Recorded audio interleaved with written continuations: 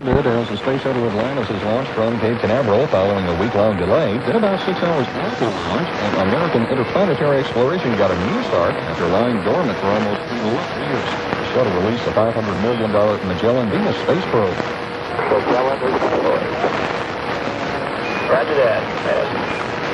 This is Mission Control, Houston. Commander Dave Walker aboard Atlantis, confirming Magellan is deployed and on the way to Venus. Space probe Magellan will spend the next 15 months traveling more than 800 million miles before reaching Venus in August of next year. The probe will use extremely high-resolution radar to map up to 90% of the surface of Venus.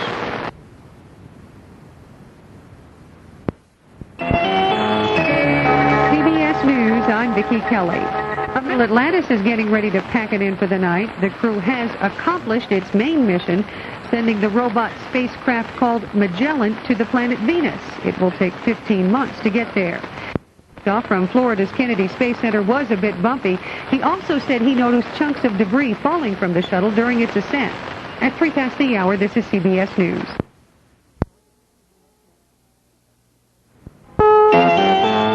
Having sent a radar probe toward Venus, Shuttle Atlantis crew now turns to secondary chores. Conservatives decry guilty verdicts against Oliver North.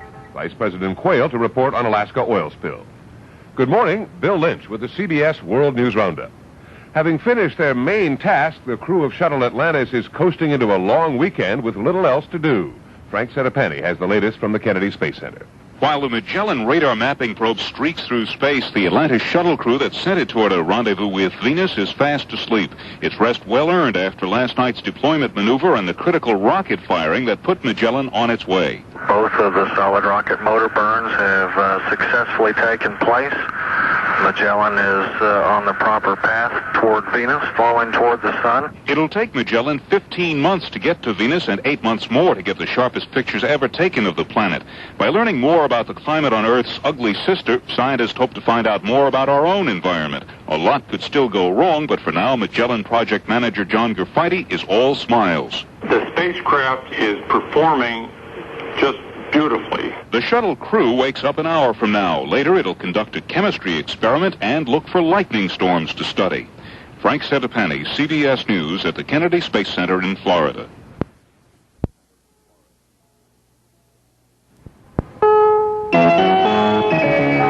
CBS News, I'm Bill Whitney.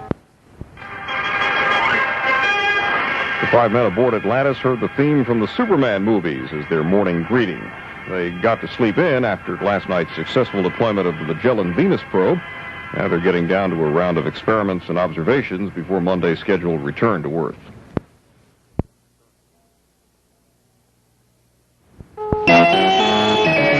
CBS News, I'm Mike Pulsifer. On Space Shuttle Atlantis, NASA spokeswoman Carrie Flugel in Houston says the problem is with a printer she describes as similar to a facsimile machine. When it was being activated, there was a paper jam, and they're currently working on trying to unjam that paper. But that is not a mission-critical item, and that system is still in its development stages. An apparent mechanical problem that caused a high level of humidity in the spacecraft earlier has been cleared up. CBS News, I'm Betsy Rosenberg. Shuttle astronauts are spending their second night in orbit. There were no hitches with the Magellan space probe today. The Venus-bound spacecraft was successfully deployed from Atlantis about 24 hours ago. Betsy Rosenberg, CBS News.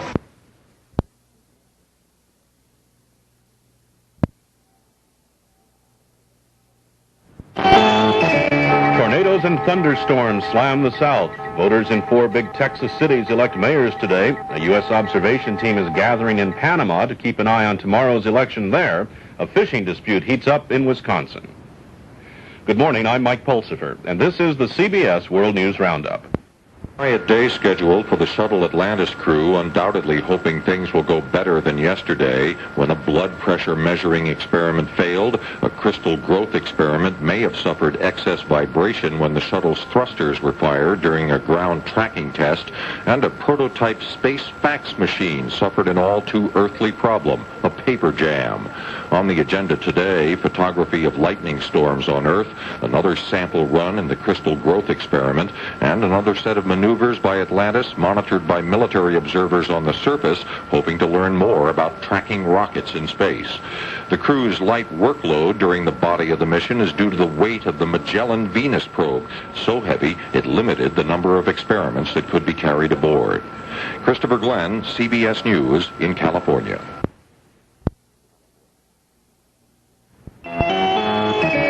CBS News. I'm Jim Chenevey. The Space Shuttle astronauts were awakened for their final day in space, a light day of experiments planned for the crew as they button things down for a return to Earth tomorrow afternoon. NASA says despite some minor problems, the mission has gone well. Everyone's elated that Magellan spacecraft is well on its way to Venus. The crew is in good spirits, and certainly everybody in NASA who's involved in this mission is very pleased that it's going so well. NASA's Ken Senstead. A stronger...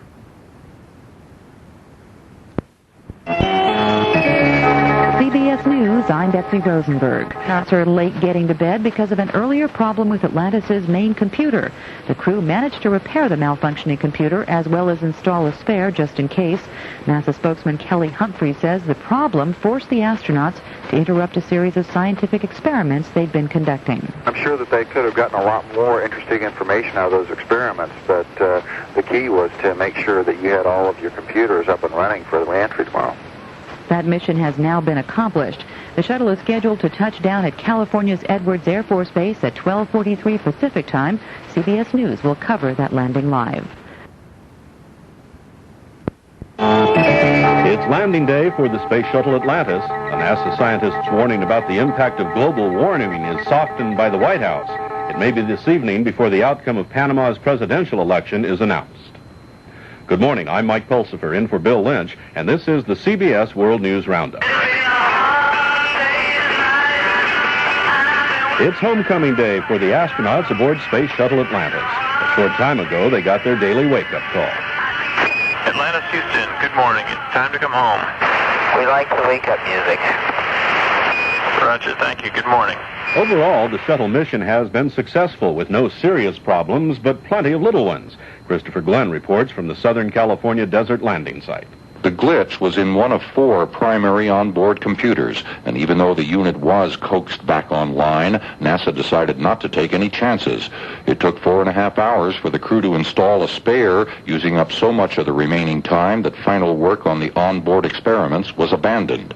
Yet, it was a success, and Mission Control told Commander Dave Walker, Super Dave, and we wanted to point out this is the first time that such a change-out has ever taken place on orbit. Now, all is ready for landing later today. NASA's George Diller says conditions promise to be just right. We're going to have a nice westerly wind, which is what they want for a crosswind landing test, and no rain, just some clouds at high altitudes, and other than that, it's just about what we wanted for this particular set of test objectives. Because it's a Monday, NASA predicts the crowd gathering to watch the shuttle swoop home will be smallish as these things go, perhaps 100,000 people. Christopher Glenn, CBS News at Edwards Air Force Base in California. New York Times today reports that cooperation includes the Magellan Venus probe, launched by the Atlantis astronauts just hours after their mission began. Magellan is to use its super sensors to map nearly all of Venus's surface. The White House Office of Management and Budget has made some changes in the planned Senate testimony of Dr. James Hansen. He's the director of NASA's Goddard Institute for Space Studies, and he's to discuss problems associated with global warming during an appearance today before the Senate Science, Technology, and Space Subcommittee. The changes weaken his conclusions about the seriousness of the problem, and Subcommittee Chairman Albert Gore, a Tennessee Democrat, is not pleased. It makes you wonder whether or not they're just scared of the truth.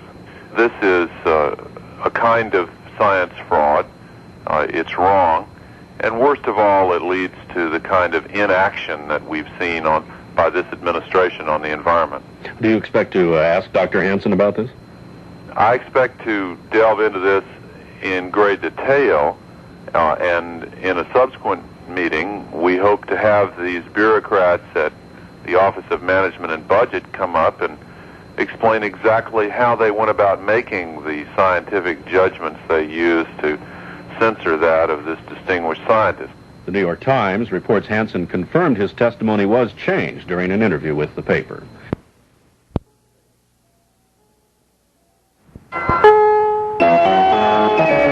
CBS News. I'm Jim Shenevey. The Bush administration today's scheduled return of the Space Shuttle Atlantis, Christopher Glenn reports. Mission Control passed the word a few minutes ago that Atlantis is all battened down and ready to come home. This is Mission Control. The MAX officer reports that both payload bay doors are closed and latched.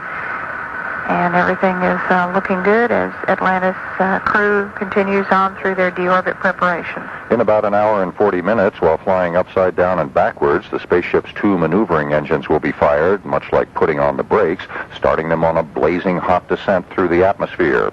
An hour later, touchdown on the Rogers Dry Lake Bed runway, where the weather is perfect. NASA is still hoping for mild crosswinds to enable them to do some steering tests, and a crowd of perhaps 100,000 people will be screaming out a welcome. Christopher Glenn, CBS News, Edwards Air Force Base, California.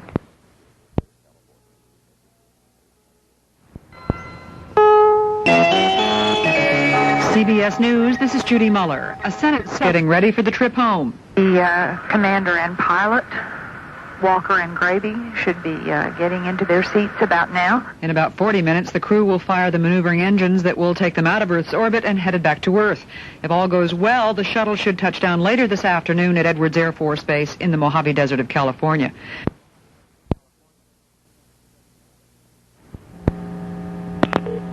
Landing at Edwards Air Force Base just over an hour from now at about 2:43 p.m. Central Time.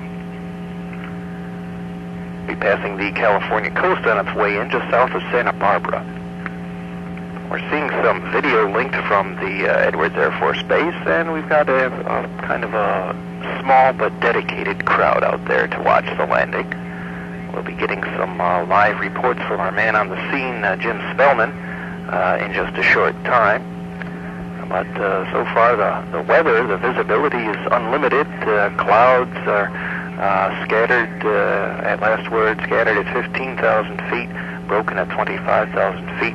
The winds are a bit of a concern, not for the actual landing, of course, because at this point the deorbit burn is underway and Atlantis is committed. We're LOS from Teeters East for the last time on that particular satellite. New satellite from launched on STS-29 will replace this satellite at the new Teeters East, and this satellite will become an on-orbit there. Crew was completing the burn, the deorbit burn, as we went LOS. We'll have a report from them when we come back on the Western satellite in about 6 minutes.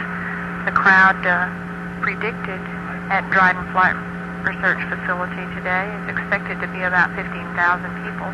Presently, it appears there are about 11,000 there, ready to watch the landing of Atlantis. Mission STS-30 concludes about 1 hour from now. This is Mission Control.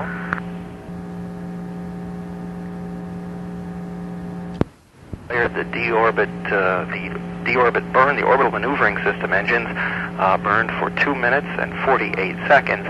They changed the shuttle's velocity by 328 feet per second, and that allowed it to fall out of orbit and begin its long glide through the atmosphere and in for landing at the Edwards Air Force Base. Landing will be about 55 minutes from now. We are seeing on our video monitors here at the press center some scenes from Edwards Air Force Base. The weather looks pretty clear, blue skies, a few scattered and broken clouds. But things are looking good. There's a little bit of concern about the winds. When we pick up communications with the astronauts about a minute from now, Mission Control, sometime within the next few minutes, is to be discussing the options for possibly changing the landing runway because of the winds are gusting a little bit more than they would like. But so far no official decision has been announced. The lakebed runway number 17 is designated for the landing, which again is about 54 minutes from now. In just a minute or so we'll have a live report from Edwards Air Force Base with our man on the scene, Jim Spellman. We'll have that right after this. Hello, I'm Hugh Downs, and you're listening to Dial-A-Shuttle. This is being sponsored by the National Space Society, a non-profit membership organization. Its aim is to get more people interested in space exploration and to keep everyone up to date on the latest space news and discoveries. If you'd like to become a member of the National Space Society, which offers you a wide and wonderful opportunity to share in the exploration of the next frontier, call 1-800-543-1280. And determining the crosswind components on runway 17 at Dryden Flight Research Facility. That remains our prime runway at the moment for Atlantis landing. However, we are evaluating weather information for winds on runways 17, 22, and 23 at the present time. That was a live update from Billy Deason, the public affairs commentator at Mission Control. You're listening to Dial-A-Shuttle, and I have with me on the line right now, live from the Edwards Air Force Base, Jim Spellman. And Jim, what's things look like? Okay, Pete, right now they're starting to shut down the main access road out to the East Shore parking lot where the general public is still trying to stream on in to see the Shuttle Atlantis land. Latest estimates right now has about 11,000 people out on the East Shore parking facility there for watching the landing. That is dramatically down from the last shuttle landing where we had about 400,000 people out here. However, it is not by far the smallest crowd. The smallest crowd that we had out here viewing the shuttle landing was back in September 3rd, 1985 with Mission 51I, the Discovery mission. And that was the smallest crowd recorded in attendance at about 3,525. But right now, people are starting to settle into their individual... OR says one local... On the line from the Dryden Flight Research Facility. I've been speaking with Jim Spellman live on the line from the Dryden Flight Research Facility in California. Thanks a lot, and you'll be checking back with us one more time before landing. Is that right? If you can. Okay, thanks a lot. And we'll be back with some more information right after this. Dial-A-Shuttle is made possible by your calls and by the National Space Society. If you'd like to learn more about NSS or become a member, call 1-800-543-1280.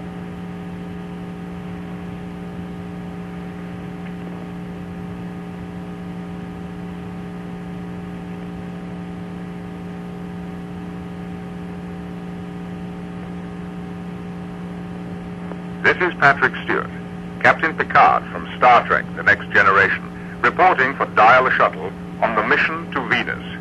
The Magellan spacecraft launched from the payload bay of the shuttle Atlantis. Space history is in the making. The Magellan radar mapper will achieve what no other probe has done before. Its mapping mission will last one Venus day. That's 243 Earth days. It will collect more imaging data than all previous similar missions combined. 4 kinds of data. Photograph quality pictures of the surface revealing features as small as 300 feet across. Measurements of surface altitudes accurate to within 100 feet. And information on gravity variations and surface temperatures. All of this will help us understand a planet that for many centuries has remained a mystery. This knowledge will help fill a gap in our broader understanding of the inner solar system, showing how and why planets are different, and the mechanisms which make some worlds uninhabitable for humans. This is Patrick Stewart. 4 days, 0 hours, 6 minutes mission elapsed time, and Atlantis is on its way back home. It fired its orbital maneuvering system engines just a short time ago to send it out of orbit as it was over the Indian Ocean. And we're back in communications range now, and we'll keep an ear out for any discussion between Mission Control and the astronauts about the possibility of changing the runway designation for landing. Right now, we're scheduled for runway 17 at Edwards Air Force Base in California. They can change that to runway 22 or 23 as needed, depending on the direction of the winds, and that's what they're looking at right at the moment. But no official announcement has been made about that. We'll keep an ear out for that. The shuttle is coming out of orbit right now. It'll be re-entering the Earth's atmosphere in about 18 minutes and coming in for a touchdown at 49 minutes from now at 2:43 p.m. Central Time. It's been a busy mission, and we'll review it right after this. Dial-A-Shuttle is made possible by your calls and by the National Space Society. If you'd like to learn more about NSS or become a member, call 1-800-543-1280. And as a reminder, at the top of the hour, we'll have a summary of the landing day activities. But right now, let's summarize an earlier day in the mission. The crew members of Atlantis were awakened to begin a third day in space at 7:53 a.m. Central Time Saturday with a medley of music from their respective alma maters.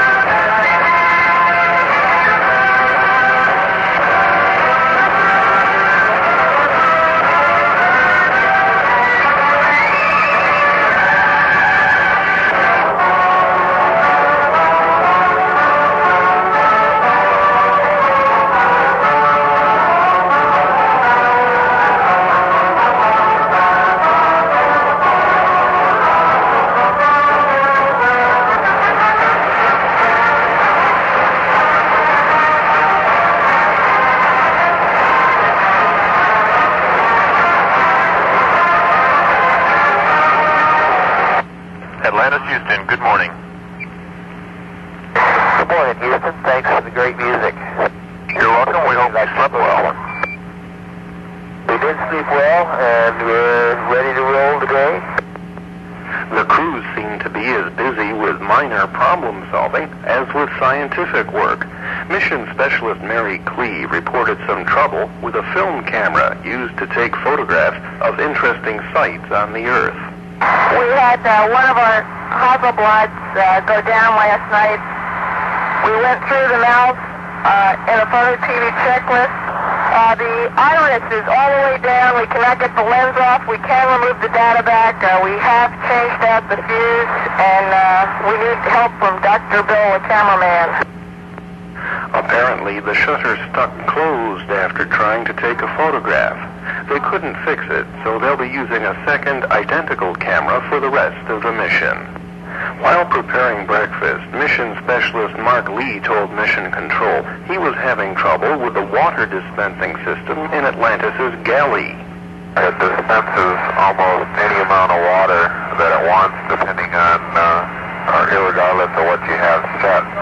You can test it at an ounce and a half or 2 ounces in an empty container, and the very next time you push it, it'll give you 8 ounces. That gives you a little trouble when you're trying to set up a meal here, and I was wondering if anyone down there has any suggestions of what we could do to get it dispensed the right amount. The galley has a selector which measures a preset amount of hot or cold water to be injected into a container of dehydrated food. For now, they've hooked up a hose so they can inject cold water into food containers. If they want hot food, they'll have to heat it in the galley's oven. During the morning, Commander Dave Walker conducted a star sighting to calibrate the navigational system using one of the orbiter's 2 heads-up displays. These displays are mounted on what you might consider Atlantis' dashboard. That's directly in front of the commander and the pilot's front windows. The heads-up display is used during landing to allow the commander and pilot to observe certain data without having to look down at the instrument panel, diverting their attention away from the runway. Walker reported the heads-up display seemed to make an excellent backup to the orbiter's Crew Optical Alignment Sight, or COAS, the standard device for star sighting. Walker claimed that the heads-up display sighting actually seemed easier to accomplish than one using COAS. The commander also reported a slight problem with Atlantis' thermostat, saying the cabin was a bit cool. The rotary thermostat has a cooler and a warmer setting with a dividing line at midway. After Walker turned the thermostat part way up and watched for the system to begin functioning, flight controllers and Walker decided it should be turned up higher for a while. Although the temperature on the flight deck remained in the mid-70s, the temperature in the airlock, located on the middeck, was near 60 degrees Fahrenheit. The airlock is normally cooler than the rest of the cabin. No problem was seen with the cabin temperature control system, except that its response was slower than the crew would like.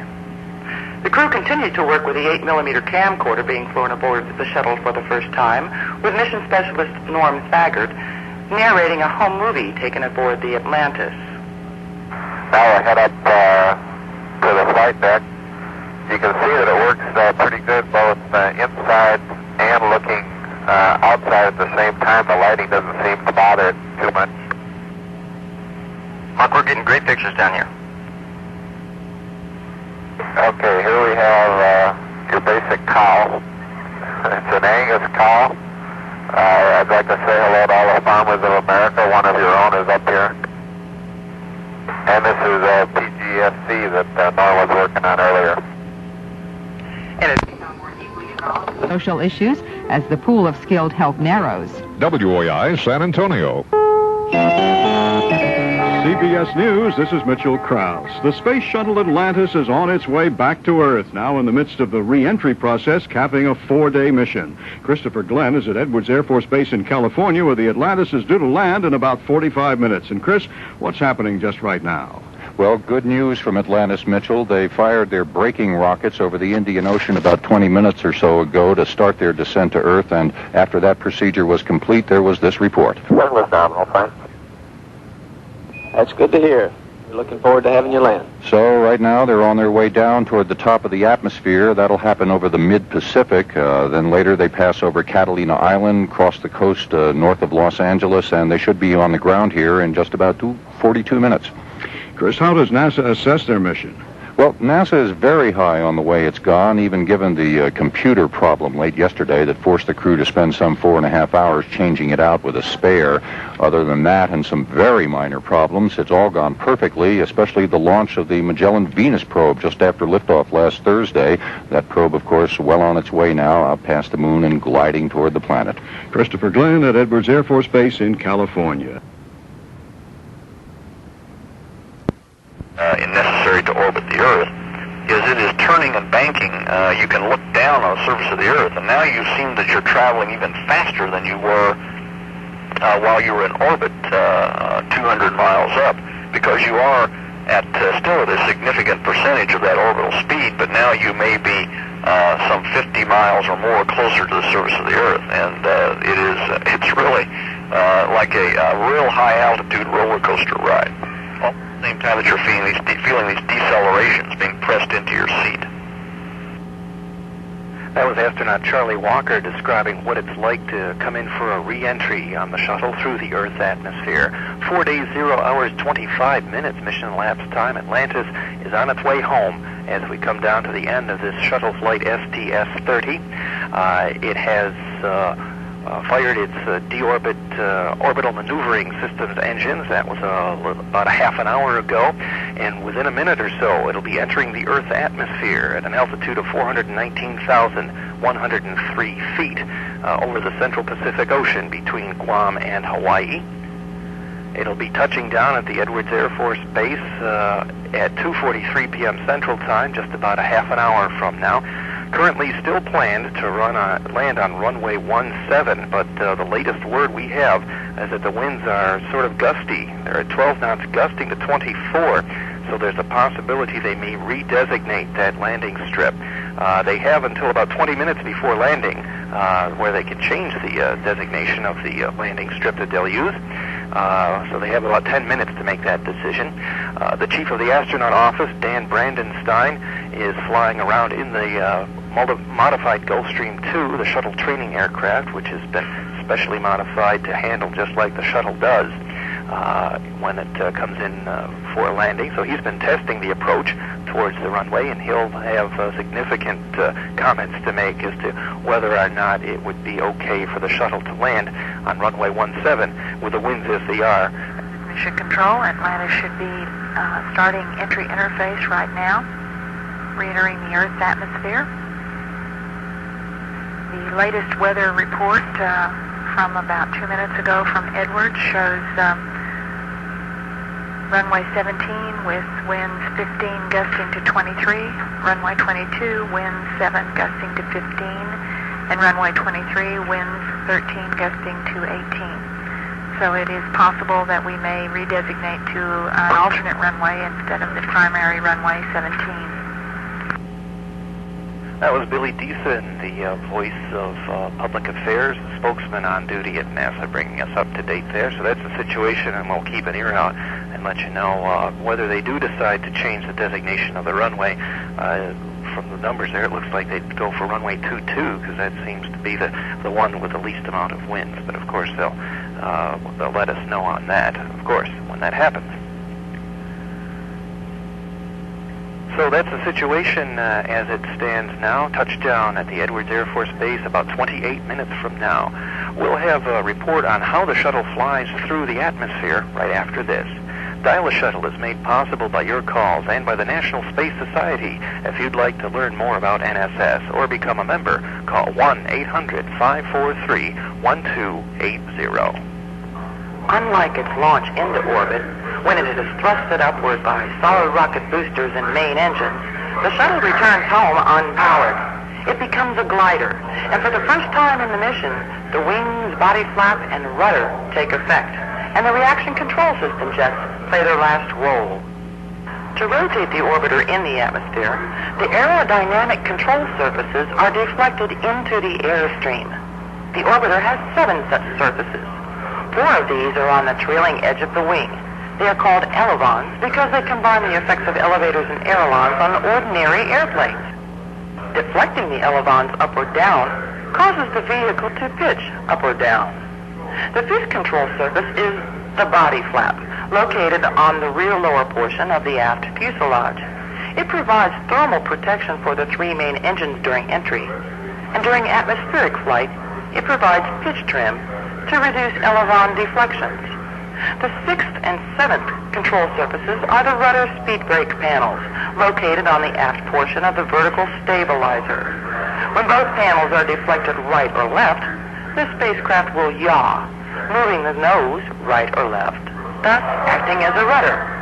If the panels are opened at the trailing edge, aerodynamic drag force will increase, and the spacecraft will slow down. Thus, the open panels are called a speed brake.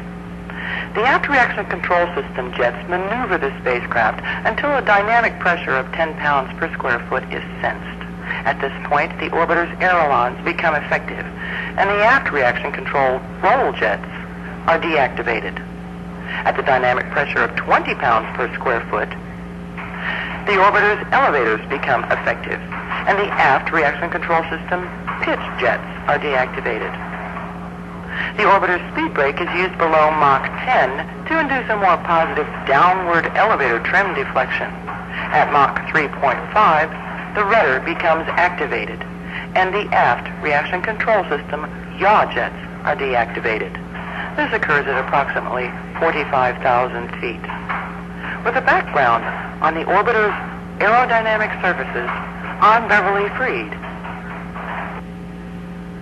And you're listening to Dial-A-Shuttle 40 hours 30 minutes. And gusting to 15. Decent live. So we expect a decision in the next few minutes about the winds and which runway we'll be using. Okay, they're still trying to make a decision as to whether they're still going to land at Edwards Air Force Base runway number 17 or which runway they'll be using. I have on the line with me now live from Edwards, Jim Spellman. And Jim, what's the situation look like out there? Well, Pete, as you may have already heard, the winds are picking up a little bit. The primary landing site is runway 17. However, the winds are right now being clocked at about 15 knots with gusts up to 23 knots out of the southwest. Runway 22 is varying between 7 to 12 knots. Runway 23, another alternate site, is going somewhere between 13 to 18 knots, and they're even considering runway 15, which has been rarely used for shuttle landings. It was used during the first shuttle mission, STS-1, back in 1981, and right now they have winds blowing at about 15 knots out of the southwest. As far as the crowd status, everybody is pretty much settled in and maintaining a shuttle vigil, trying to search the skies, looking for Shuttle Atlantis at the east shore parking site. There's about 3,200 vehicles out there with roughly 11,200 people. And on the Dryden Flight Research Center itself, there's about another additional 10 to 11,000 people. So we're looking at a total figure of about 22, almost 23,000 spectators out here ready to welcome back Atlantis. Far lower than the predicted 100,000 people, but no less a higher quality people, very enthusiastic. And Pete, back to you. Okay, thanks a lot. We've just heard from Capcom Frank Culbertson that they're still looking at the weather. They expect a decision as to exactly which runway they'll be committing to within about 10 minutes or so. So we'll keep you up to date on that. And I've been talking with Jim Spellman on the scene at Edwards Air Force Base NASA facility, the Dryden Flight Research Center. So thanks a lot, Jim, and we'll check back with you sometime after landing. Dial-A-Shuttle is made possible by your calls and by the National Space Society. If you'd like to learn more about NSS or become a member, call 1-800-543-1280. Greetings. This is Brent Spiner. I portray Lieutenant Commander Data on Star Trek The Next Generation. I'm reporting for the National Space Society's Dial-A-Shuttle. The planetary probe Magellan is on its way to Venus. As you know, Magellan will be collecting more image data during its mission than has been collected by all the other deep space missions put together. When the mission is over, we'll have a more detailed global picture of Venus than we have of Earth. That's because most of Earth's surface is covered with water. Why? Why is Venus so like and yet unlike Earth? Venus and the Earth are nearly the same size. You'd weigh just a little less on Venus than on Earth. You could mine the same minerals on Venus. So why is Earth rich in water and life, and why is Venus completely barren? Why is its surface temperature almost 10 times hotter and its atmosphere almost 100 times denser than Earth's? What happened to turn the goddess of love and beauty into such a raging fury? Magellan will help us answer some of those questions, and with those answers, we can make certain that what has happened on Venus will never happen on Earth. This is Brent Spiner. 4 days, 0 hours, 34 minutes mission elapsed time. Atlantis is on its way home. It fired its engines to re-enter the Earth's atmosphere about 40 minutes ago. Here's a live update from Billy Deason. 22, altitude 252,000 feet as it comes in toward Edwards Air Force Base. As Atlantis crosses the California coast, it will be just slightly south of Santa Barbara, coming in over the coastline. Range is now 2,074 miles out. Winds at all three of the lake bed runways, as well as the concrete runway 22, are all being monitored by observers there. And the flight director and flight dynamics officer will get an update on the winds again in just a few minutes. We will be passing along to the crew the final decision for which runway they will be making their approach today at Edwards. That was live from the NASA spokesman, Billy Deason, bringing us up to date there. Atlantis on its way home, re-entered the Earth's atmosphere about 10 minutes ago. It'll be touching down about 20 minutes from now at the Edwards Air Force Base. Prime runway is still designated as number 17. But they do have the option to change should the winds be a little bit too gusty out there. And they have, we've been told that they'll be making that decision within 5 minutes, so we'll keep you up to date there. We'll have a report on the crew escape system, which could come into play if something goes terribly wrong, but we hope we won't think about that, but it's a good idea to know about it ahead of time. We'll look at that right after this. Dial-A-Shuttle is made possible by your calls and by the National Space Society. If you'd like to learn more about NSS or become a member, call 1-800-543-1280. Crew escape system gives the crew an alternative to water ditching or to landing on terrain other than a landing site. It is used only when the orbiter, in a controlled gliding flight, cannot reach a runway. The system includes cabin depress, side hatch jettison, escape pole deploy, and bailout. Astronaut Steve Nagel explains the sequence. At the top, The cabin is vented at around 40,000 feet. The crew member on the middeck, called MS3, pulls the handle that fires the pyrotechnic vent.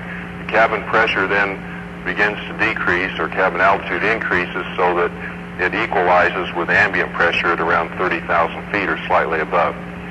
When the orbiter is subsonic, the commander then flies to the desired airspeed. The desired airspeed for this escape system is 185 to 195 knots. The system has been tested. It will be certified up to 200 knots. There is an automatic autopilot function in the software now that enables the orbiter to hold the desired airspeed that was selected at the time, and also the bank angle. So the commander, once he's established these flight conditions, would engage this function, and then the orbiter will fly hands-off, holding that airspeed all the way down. At somewhere from 20 to 30,000 feet, then on the commander's decision, the side hatch would be jettisoned, and the crew would begin bailout. The process for bailout is for the first crew member to actually go over to the pole, deploy it, and then the bailout commences. For the report on the crew escape system, on Beverly Freed. 4 days, 0 hours, 38 minutes, mission elapsed time. Atlanta is scheduled to come in for a landing about 18 minutes from now. Keeping an ear on the weather out at Edwards. We've been told that the winds on runway 17 and 23 are out of limits because of gusts. So they're looking at landing at runway 22 instead, where the winds are 7 knots gusting to 15. No official announcement has been made on that. Of course, we're keeping an ear open for the situation. Atlanta is scheduled to come in for a landing about 17 minutes from now. And in just a minute, we'll have some words from astronaut Charlie Walker on what it's like to land in the shuttle. But first, this reminder, Dial-A-Shuttle is made possible by your calls and by the National Space Society. If you'd like to learn more about NSS or become a member, call 1-800-543-1280. A short time ago, I talked with Charlie Walker, an astronaut who flew as a payload specialist on 3 shuttle missions. He's now the president of the National Space Society. And I asked him about the landing situation. What's it feel like? The shuttle is different from a regular airliner in that it doesn't have any engines. It's essentially a glider. But what's it feel like coming in for that final approach? Is the ride smooth or a little bumpy, or tell us what it feels like? Well, as it is an aircraft without an engine, it is in fact coming in as a glider. And the ride is pretty smooth. In fact, I've got to say it's very smooth. There are banks and turns as you come in, but they are slow, and with a very large aircraft like the Space Shuttle, it would take a very large change in airflow, that is, in very large gusts of wind to make it themselves felt by disturbing the vehicle. So you feel a very smooth ride, and you feel the banks, and what is most noticeable to you is, in fact, that return to gravity. It feels like when you're only maybe under 1 or 1.5 Gs of deceleration, it feels to your sense as if you are, in fact, under 2 or 3 or 4 times the acceleration of gravity. Again, you are so hypersensitive to gravity now that you've been out of it for several days. And during those banks and turns, the sensation is really one of flying, but flying very smoothly. Now, when you go through transonic, or right through Mach 1, and slowing down to speeds slower than the speed of sound, there is a rough period of time there. There are a few seconds when the spacecraft does bump in its ride. It rattles around as it vibrates, going through that very turbulent part of its flight plan. Turbulence being breaking through the speed of sound, slowing down. And that happens, something like maybe 25,000 feet altitude. And you can hear that on the ground. We can be sure that the people in attendance at Edwards will be able to hear what that is like because it manifests itself on the ground as the sound of a double sonic boom. And the observers on the ground always respond very positively, knowing that the vehicle is there and it's almost home. The crew feels it on board with that vibration and that shudder of the vehicle, although it's not a severe one by any means. From that point on, it's very smooth coming in, and you can feel the vehicle in its high angle of attack as it's approaching the end of the runway, and you can hear and feel the wheels coming out of the wheel wells and locking in place. And that's a darn good feeling, because you really don't want to look forward to sliding in on that runway without having the wheels picking up the load. So knowing that they're all down and in place and having sensed and felt that is really a good feeling. That was astronaut Charlie Walker. He's a veteran of 3 space shuttle flights, and he spoke to me a little while ago, about 3 hours ago, about what it's like to come in for a landing on the space shuttle. You're listening to the National Space Society's Dial-A-Shuttle service, made possible by your calls and by NSS. If you'd like to learn more about NSS or become a member, call 1-800-543-1280. Dave, we'd like you to select Edwards 22 on Area 15. We'll be going for the crosswind DTO. Peaks are, the winds right now are 270 at 10, gust to 16. That gives us 7 to 12 knots crosswind on 22. Okay, we'll select. This is Mission Control. Atlantis now at Mach 12, altitude 179,000 feet, 500 miles out from the runway at Edwards. The vehicle has been redesignated to runway 22, which is the concrete runway at Edwards. The winds forecast there are 10 gusting to 16 presently, and forecast to have 7 knots to 12 knots peak gusts.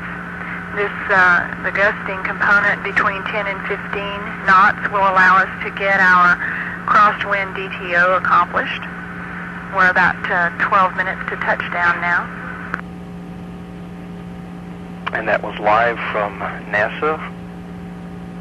Capcom Frank Culbertson. In about 1 minute, Atlantis will be making its third maneuver, a right to left roll to continue dissipating energy as it comes in. Atlantis now traveling at Mach 10, altitude 165,000 feet. Range to the runway is 383 nautical miles.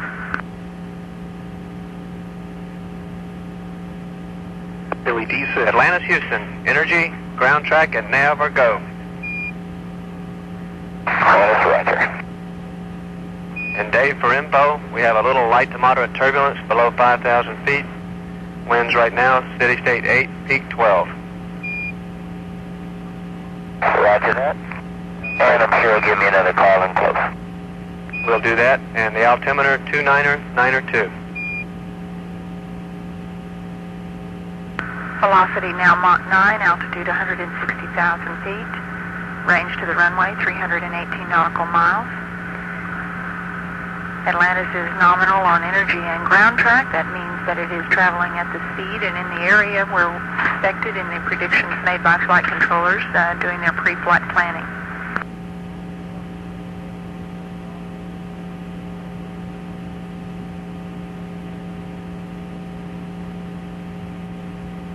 that's the situation. Things are looking good for Atlantis' landing, just about 10 minutes from now. They've changed the runway. It'll be runway 22, the concrete landing strip at Edwards. Velocity now Mach 8, altitude 155,000 feet. Atlantis coming down at 187 feet per second, 264 miles from the runway at Edwards.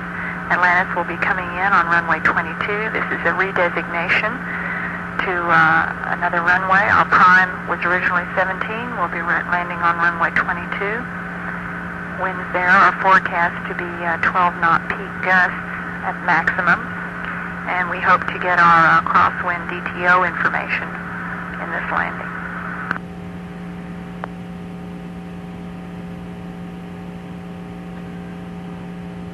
Atlantis, Houston, with you through Goldstone. Take TAC in.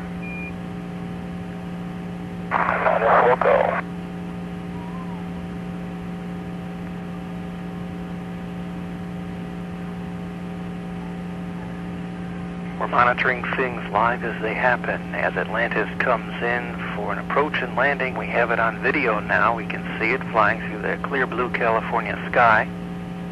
Over the Mission Control, we have a visual shot now of Atlantis coming into Edwards. Now traveling at a velocity of Mach 6, 136,000 feet altitude, 188 miles out from the runway.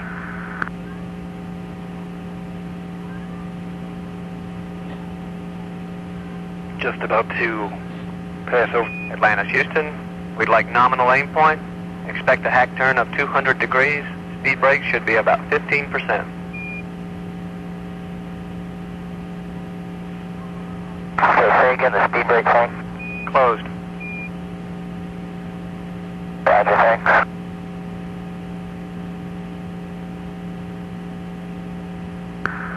Atlantis velocity now Mach 5.3. Altitude 125,000 feet, 151 miles from the runway at Edwards. Everything is looking good aboard the vehicle for a normal landing on runway 22.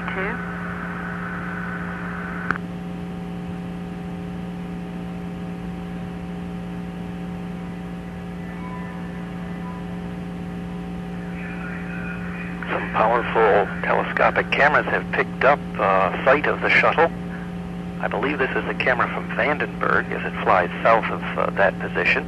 Some high scattered clouds obscuring the view, and they picked it up again. We can see it flying in the distance. It'll pass over the California coast just south of Santa Barbara, then take a ground track somewhat north of Los Angeles before heading in for a landing at Edwards Air Force Base.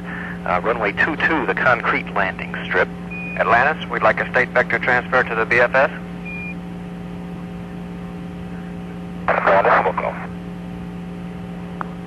Velocity now Mach 4. As the vehicle approaches Mach 3, the air data probes will be deployed. These probes are located in the nose of the vehicle, and they sense the air pressure related to the vehicle's movement through the atmosphere. This information is used to update the navigation state vector as the vehicle approaches the runway. Velocity now Mach 3.6, altitude 100,000 feet, range 91 miles.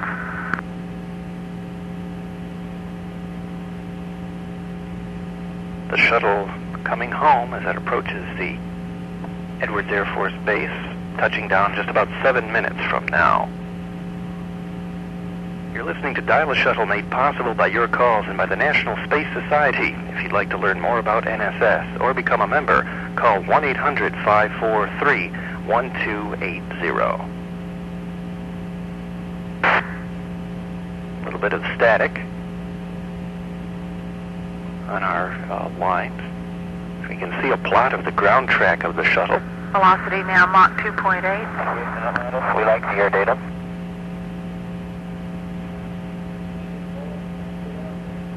Roger, Atlantis, take air data.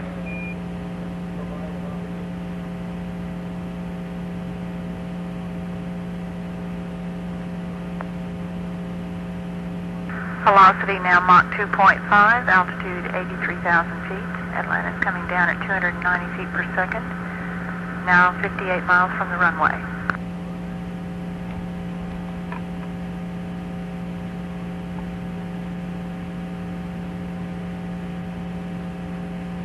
We're listening to updates from Mission Control commentator Billy Deason, communicating with the crew Capcom Frank Culbertson, and we're probably hearing Dave Walker, the commander of Atlantis, who's in charge of the landing.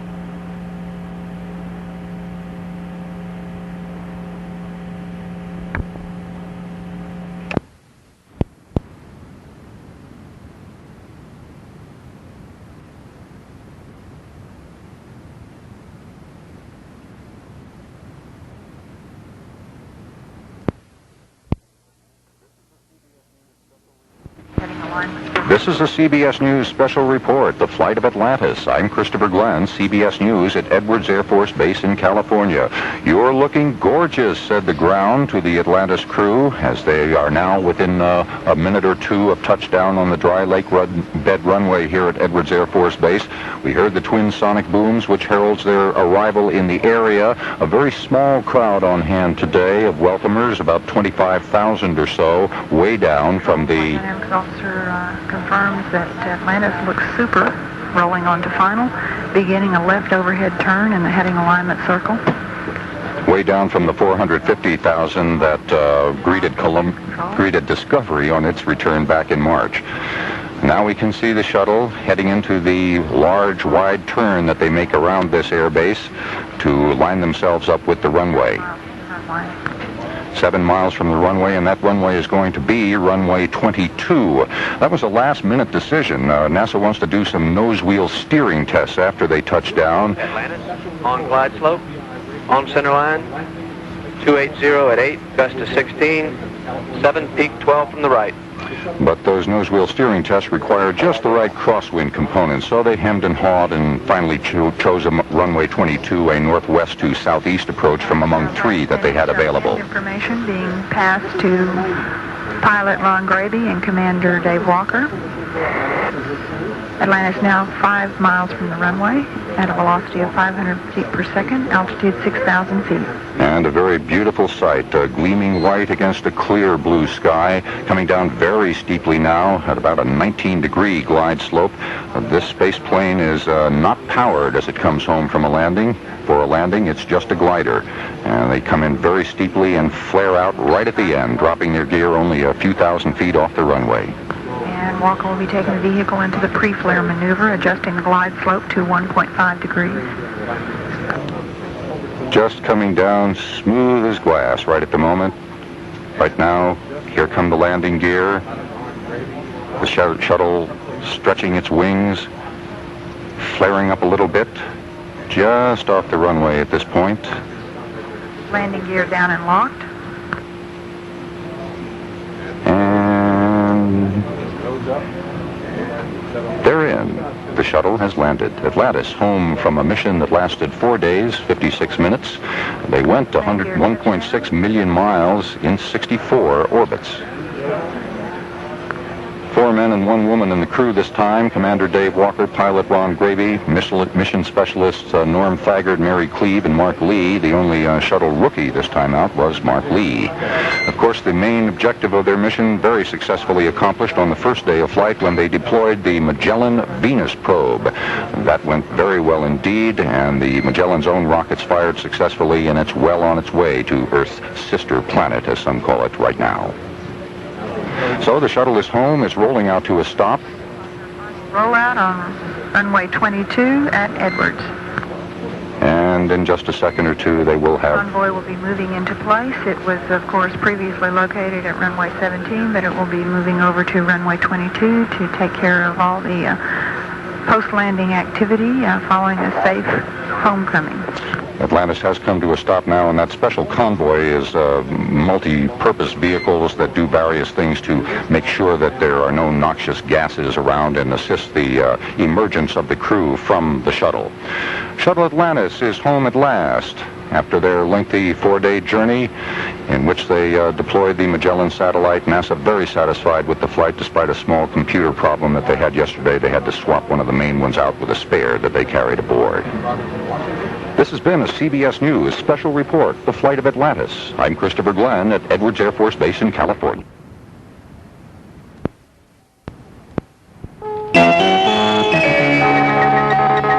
CBS News, I'm Christopher Glenn, reporting from Edwards Air Force Base in California. A picture-perfect landing for Shuttle Atlantis, and hearty congratulations from Mission Control. Atlantis, Houston, understand wheel stop. Congratulations and nice landing. You've extended the shuttle's reach far beyond Earth orbit now. Commodore Magellan would approve. The reference to the great explorer pegged to the successful deployment from the shuttle a few hours after liftoff last Thursday of the Magellan Venus probe, first U.S. interplanetary mission in over a decade. Most all other aspects of the 4-day mission also went very well, with the exception of a lengthy change-out job last night when one of the 4 primary computers on board went bad and had to be replaced with a spare. So the journey's over for Dave Walker, Ron Graby, Norm Thagard, Mary Cleve, and Mark Lee. They're still inside the orbiter while ground crews prepare the vehicle for their exit in about a half hour. I'm Christopher Glenn at Edwards Air Force Base in California. Now more CBS News with Jim Chenevey in New York.